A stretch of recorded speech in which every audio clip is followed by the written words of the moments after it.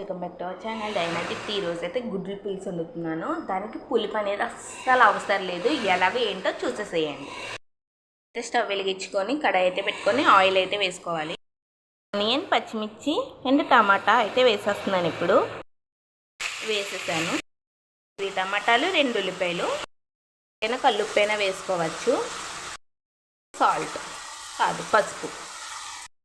ఇలాగైతే కొంచెం వేగాలి. తర్వాత అల్లం వెల్లుల్లి పేస్ట్ వేయాలి.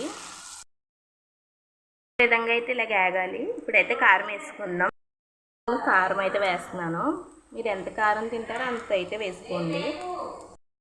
ఒక 5 నిమిషాలకి నీళ్ళు అయితే ఒక గ్లాస్ అయితే వాటర్ వేస్తున్నాను. బాగా మరగాలి. కొత్తిమీర ఉంటే కొత్తిమీర వేసుకోవచ్చు, లేదంటే మామూలుగా నీళ్ళు వేసి మూత పెట్టేయచ్చు.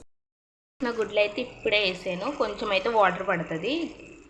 గ్లాస్కి సగం నీళ్ళు వేస్తే సరిపోతుంది. ఆడుతుంది, ఇంకా బాగా మరగాలి.